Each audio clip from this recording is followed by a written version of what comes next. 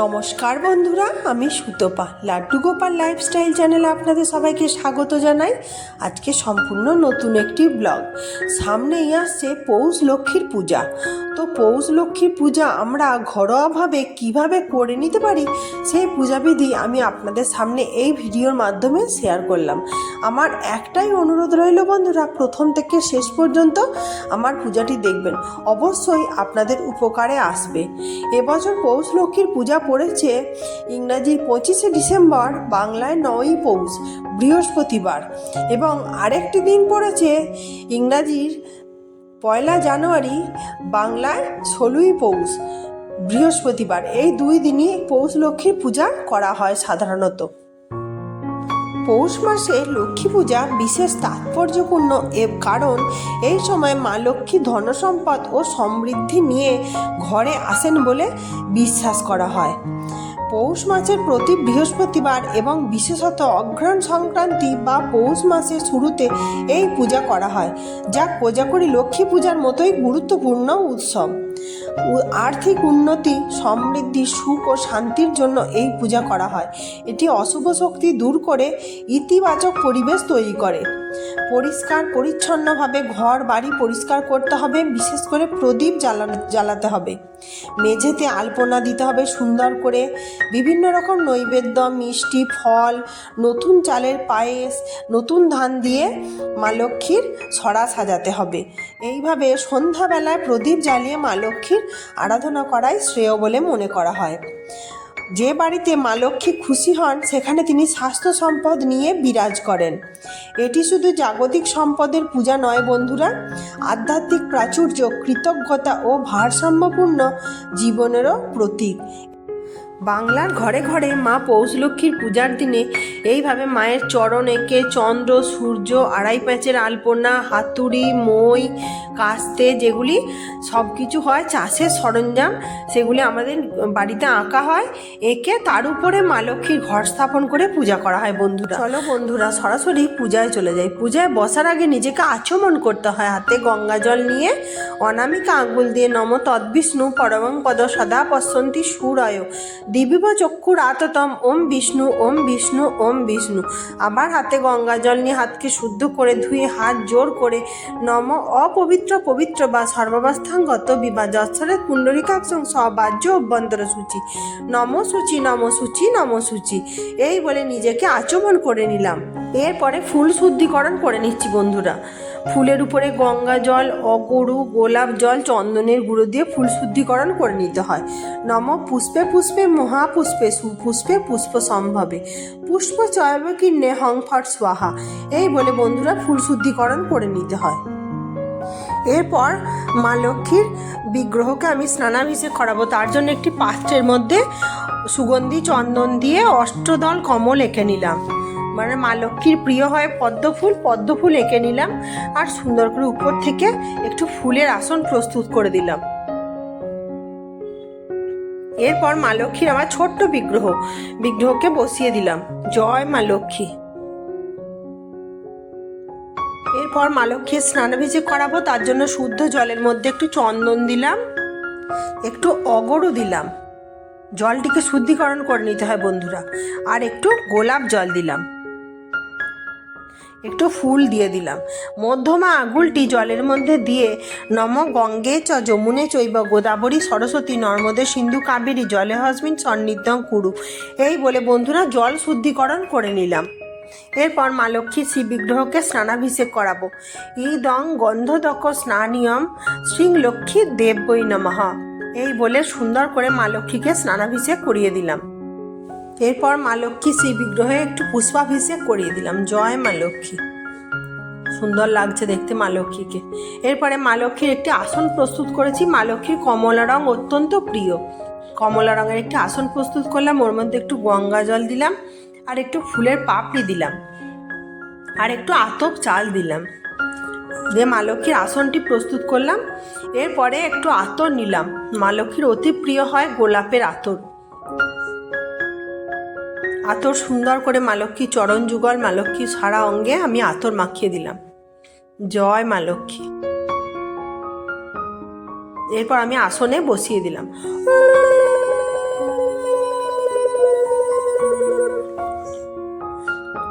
এরপর একটু ওড়না আমি পরিয়ে দিলাম। আমি আজকে গোলাপি রঙের ওড়না পরিয়েছি। বন্ধুরা, তোমাদের কাছে যদি লাল হলুদ থাকে সেটাও চলবে। বস্ত্রস্বরূপ একটু মৌলি সুতো মাকে পরিয়ে দিলাম, আর একটি রজনীগন্ধা ফুলের মালা মাকে পরিয়ে দিলাম। আর মায়ের পাশে আলতা, মায়ের পাশে সিঁদুর এগুলো রেখে দিলাম। এগুলো হলো মঙ্গল সামগ্রী, মাকে দিতেই হয়। আর যে কাঁঠার যে ধান ছিল কাঁঠা ভর্তি, আগের থেকে আমি সুন্দর করে সাজিয়ে নিয়েছিলাম। মায়ের পাশে আমি কাঁঠা ভর্তি ধান রেখে দিলাম। আর এই ধানটি বন্ধুরা নতুন ধান দিয়ে করতে হয়। এরপরে মাকে একটু লাল চন্দনের তিলক আমি পরিয়ে দিলাম, আর মাকে একটু তেল সিঁদুরের তিলকও আমি পরিয়ে দিয়েছিলাম। আর মায়ের বাহন পেঁচাকে একটু তেল সিঁদুরের তিলক, লাল চন্দনের তিলক পরিয়ে দিলাম। কাঁঠার মধ্যে 5টি লাল সিঁদুরের ফোঁটা আমি দিয়ে দিলাম। এরপর কাঁঠার মধ্যে একটু হলুদের ফোঁটাও দিতে হয়, 5টি হলুদের ফোঁটাও দিয়ে দিলাম। এগুলি হলো মঙ্গল সামগ্রী। জয় মা লক্ষ্মী।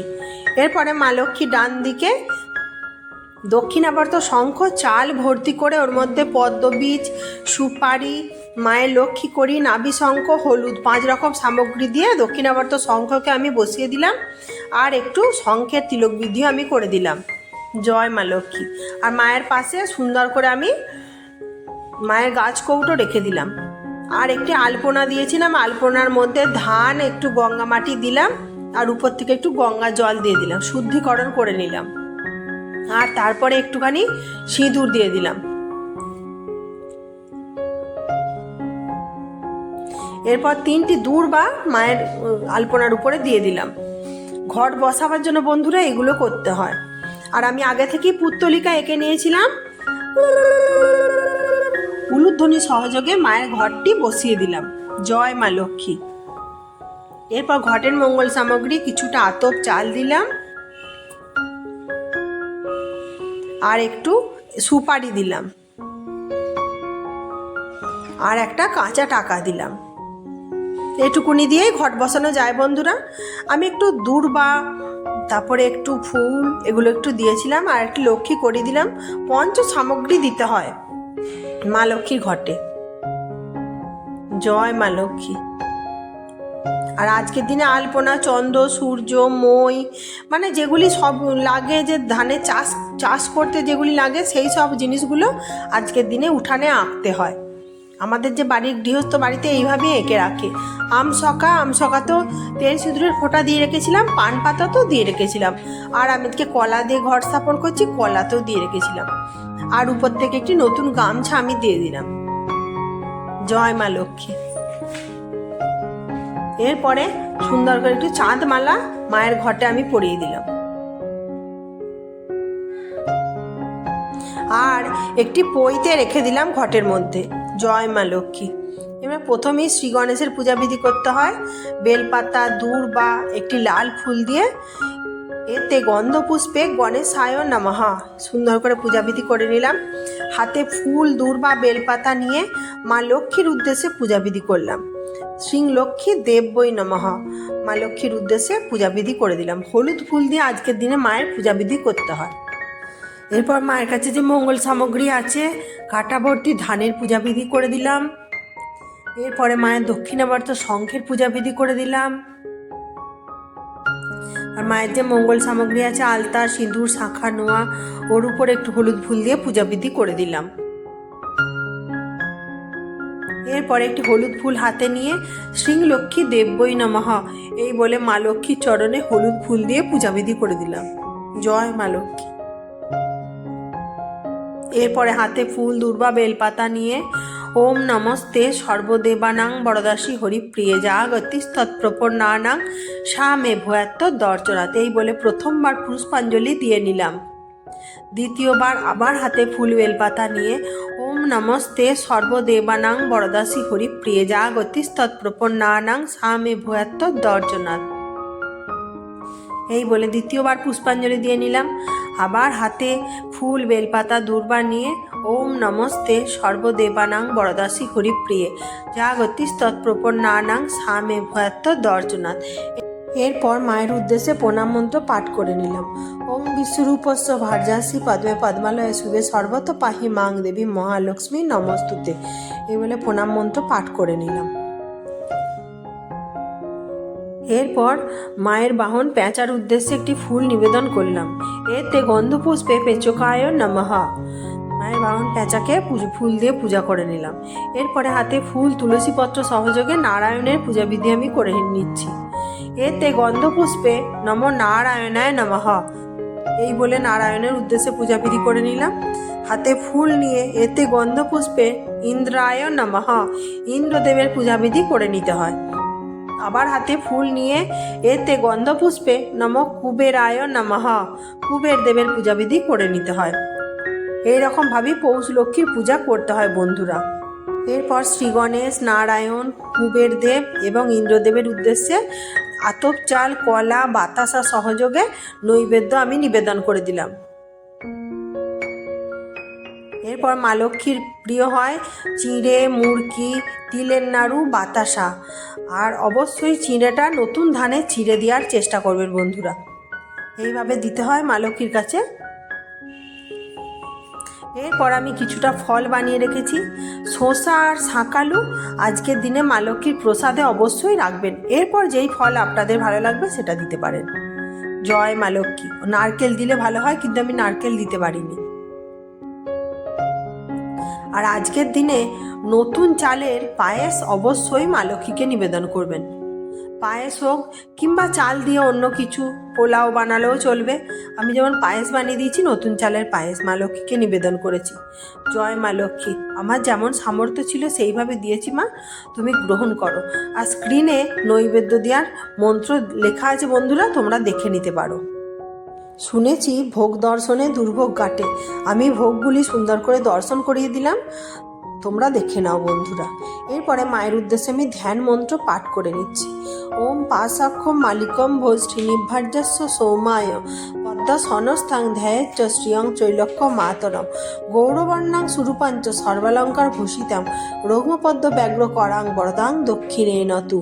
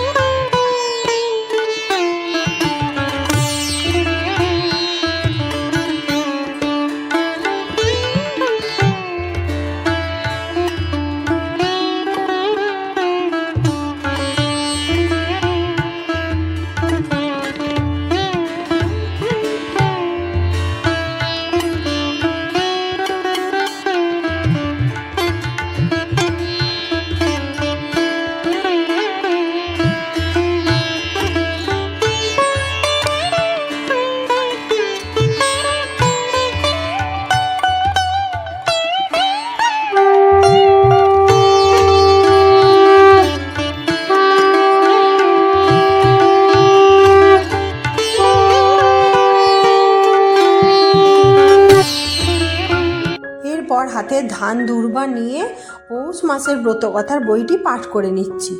ননদ ভাজের পালা।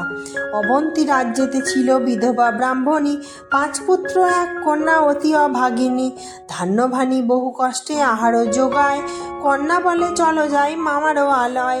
কন্যা বাক্য শুনি মাতা ভাতৃগৃহে গেল, ব্রাহ্মণীরে ভাজ দেখি বিরক্ত হইল। ব্রাহ্মণী ভাজেরে বলে খেতে নাহি পাই, সে কারণে আসিয়াছি তোমাদেরও ঠাঁই। ভাত শুনিয়া বলে খাটিবে সংসারে, এটো ভাত লয়ে যাবে পুত্র কন্যা তরে। এরূপে ব্রাহ্মণী ভাত লয়ে যায় ঘরে, ছেলে মেয়েদের তাহে পেট নাহি ভরে। একদা ব্রাহ্মণী বলে তাহার ভাজেরে, গোটা কত লাউ পাতা দাও ভাই মোরে। ভাজ বলে ননদেরে কি কহ তুমি, গোনা লাউ পাতা কমনেতে দিব আমি। উকুন বাছিয়া দিলে পাতা দিতে পারি, ননদ বলিল ভাজ যাব তাড়াতাড়ি। এই কথা শুনি ভাজ খুব রেগে গেল, এটো ভাত তরকারি সব কেড়ে নিল। চিন্তিত হইয়া পথে যায় সে ব্রাহ্মণী, কেঁদে বলে কোথা মাগো। এই ছিল বন্ধুরা আমাদের বাড়িতে পৌষ লক্ষ্মীর পূজাবিধি। যেভাবে করে আমি সেইভাবেই দেখালাম বন্ধুরা। তো আপনাদের বাড়িতে যেরকম থাকবে সেই নিয়মেই পূজা করবেন। এই ছিল বন্ধুরা পৌষ লক্ষ্মী মায়ের পূজা। তো কেমন লাগলো? আজকে যদি আমার নতুন বন্ধুরা দেখে থাকেন, আমার চ্যানেলটি সাবস্ক্রাইব করে আমার পাশে বন্ধু হয়ে থাকবেন। আর যেই বন্ধুরা রোজের পূজা দেখেন তাদেরকে অসংখ্য অসংখ্য ধন্যবাদ আমার পাশে এভাবে বন্ধু হয়ে থাকার জন্য। লাইক করবেন, কমেন্ট করবেন, প্রচুর প্রচুর বন্ধুর মাঝে শেয়ার করে দেবেন।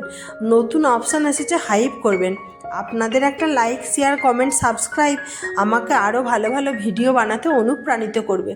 তো আজকের মতো আসি বন্ধুরা, আবার দেখাবে নেক্সট একটা ভালো কোনো ব্লগে।